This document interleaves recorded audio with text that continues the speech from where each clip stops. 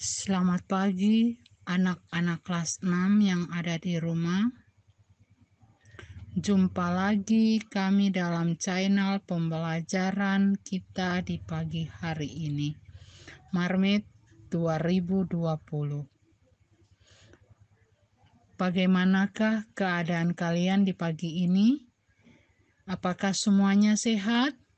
Ibu harap kalian semua sehat untuk kita sama-sama belajar di pagi ini.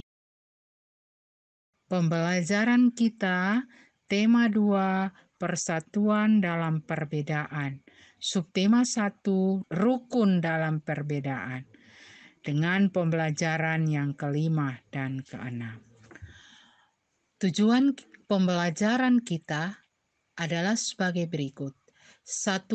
Setelah membaca teks tentang cinta budaya Indonesia, siswa mampu menyebutkan makna proklamasi kemerdekaan dengan benar.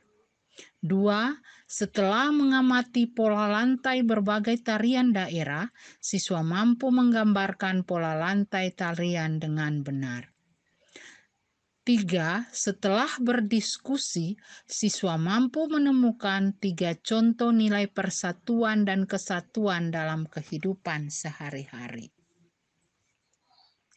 Nah, anak-anak sekalian, cinta budaya sendiri merupakan wujud dari penerapan makna proklamasi kemerdekaan Indonesia. Proklamasi kemerdekaan merupakan titik awal perjuangan bangsa Indonesia sebagai bangsa yang merdeka dan berdaulat. Oleh sebab itu, sebagai bangsa yang menghargai jasa para pahlawan yang memproklamirkan kemerdekaan, maka proklamasi perlu kita maknai dalam kehidupan kita sehari-hari. Proklamasi yang kita maknai dalam kehidupan sehari-hari antara lain di lingkungan rumah, yang mana saling menghormati dan menghargai antar anggota keluarga.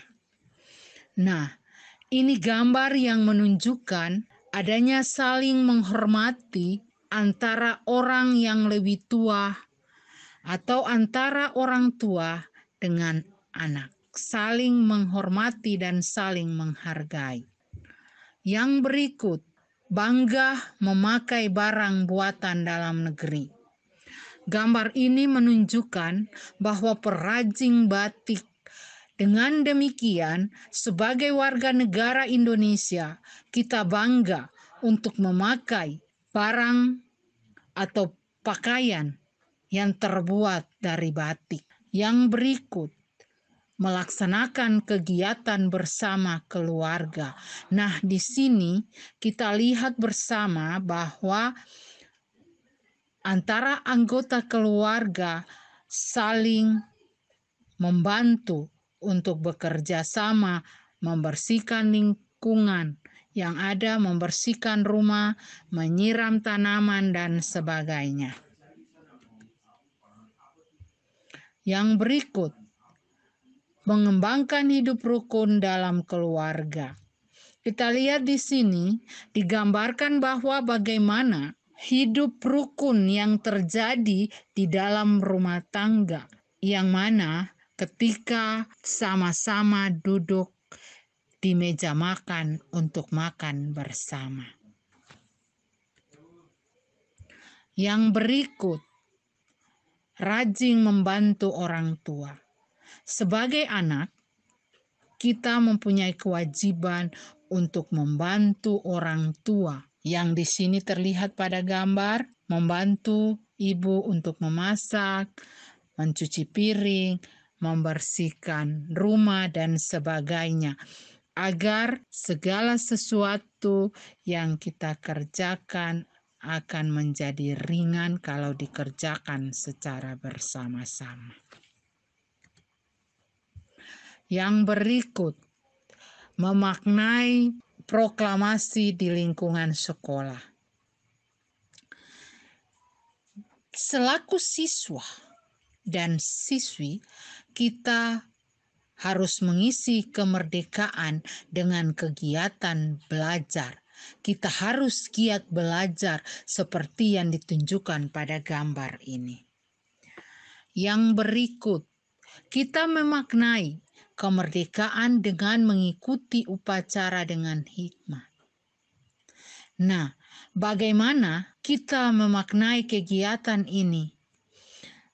Karena para pejuang negara kita dengan rela mengorbankan jiwa raganya demi kemerdekaan Indonesia.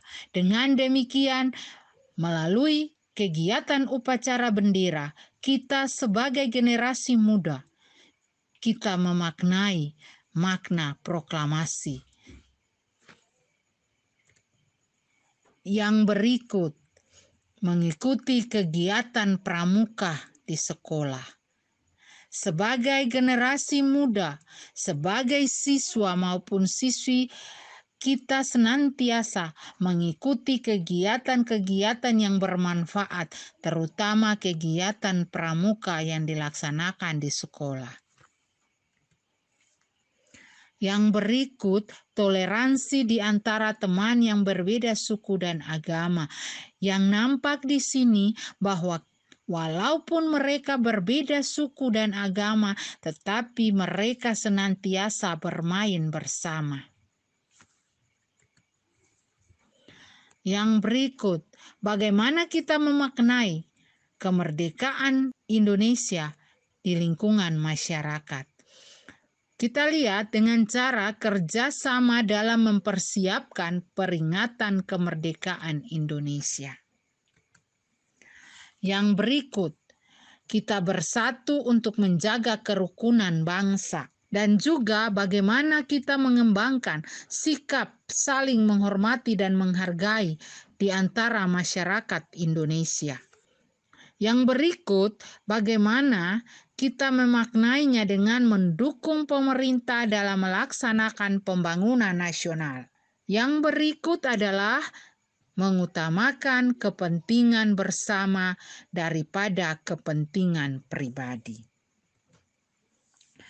Nah, anak-anak sekalian, pada pembelajaran yang lalu, kita telah berbicara tentang jenis-jenis tarian daerah. Nah, sekarang bentuk penyajian tari tersebut. Kita berbicara tentang bentuk penyajian tari. Ada 3 bentuk penyajian tari, yaitu 1, tari tunggal, 2, tari berpasangan, yang ketiga, tari berkelompok. Tari tunggal adalah tarian yang dilakukan oleh seorang penari. Jika tari tunggal dilakukan oleh banyak orang disebut tari massal.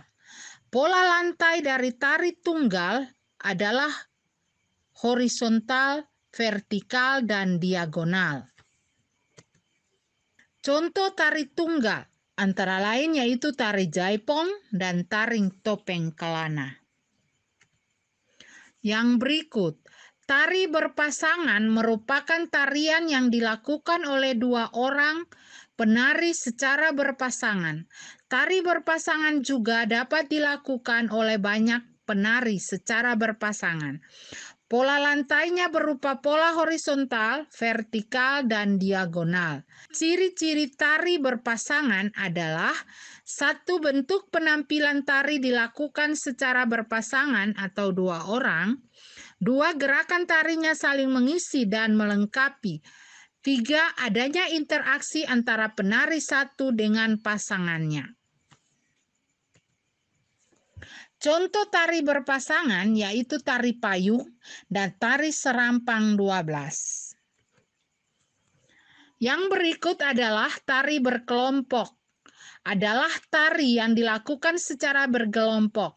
Pola lantainya berupa pola melingkar, angka 8 atau melengkung. Contoh tari berkelompok adalah tari piring dan tari lego-lego. Nah, anak-anak sekalian, amatilah gambar tarian daerah berikut ini. Ini adalah gambar tari sedati dari Aceh. Gambar ini adalah tari andun dari Bengkulu. Yang ini adalah tari tandak dari Riau. Sekarang kita lihat pola lantai dari tarian tersebut. Untuk tari Sodati, pola lantainya adalah pola lantai lurus, segi 4, pola berbentuk U, pola siksak, pola berbentuk huruf S, pola segitiga, dan pola segi 4 silang. Sedangkan tari andon adalah pola lantai lingkaran.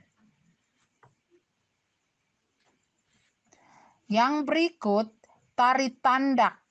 Pola lantainya yaitu pola lantai campuran antara lingkaran, lurus, dan siksak. Sedangkan tari tambun dan bunggai itu pola lantainya adalah pola lantai campuran antara garis lurus horizontal dan siksak. Nah, anak-anak sekalian, bagaimanakah pelaksanaan nilai persatuan dalam perbedaan di lingkungan masyarakat? Kita lihat contoh kegiatan pelaksanaan nilai-nilai persatuan dalam perbedaan di lingkungan masyarakat. Antara lain, yaitu membantu korban bencana alam tanpa melihat latar belakang. Nah, kita lihat di sini adalah bagaimana ini kan sumbangan untuk mereka yang terkena musibah. Yang berikut, mempersilahkan orang lain untuk beribadah sesuai dengan agama masing-masing. Yang mana kita lihat pada gambar ini menunjukkan bahwa setiap umat beragama beribadah sesuai dengan agamanya masing-masing. Yang berikut adalah saling membantu antar tetangga. Yang di sini kita lihat bahwa mereka sementara membantu tetangga ini yang membangun rumah. Nah, anak-anak sekalian, manfaat jika kita menerapkan nilai-nilai persatuan dalam perbedaan di masyarakat yaitu kehidupan masyarakat menjadi aman, tentram, dan damai. 2. Masalah lebih cepat terselesai karena semua masyarakat bersatu. 3. Lebih banyak pendapat yang disampaikan ketika bermusyawarah. Nah, anak-anak sekalian, sampai di sini pertemuan kita di hari ini. Ibu harap kalian senantiasa dapat serius untuk mengikuti apa yang disampaikan dan kalian dapat menyelesaikan tugas-tugas yang diberikan. Nah, anak-anakku, sampailah di sini pertemuan kita. Ibu harap kalian senantiasa menjaga protokol kesehatan, gunakan masker, jaga jarak, cucilah tangan senantiasa agar terhindar dari apa yang sementara merajalela di dalam kehidupan kita saat ini. Selamat belajar, semoga kalian senantiasa sukses. Shalom.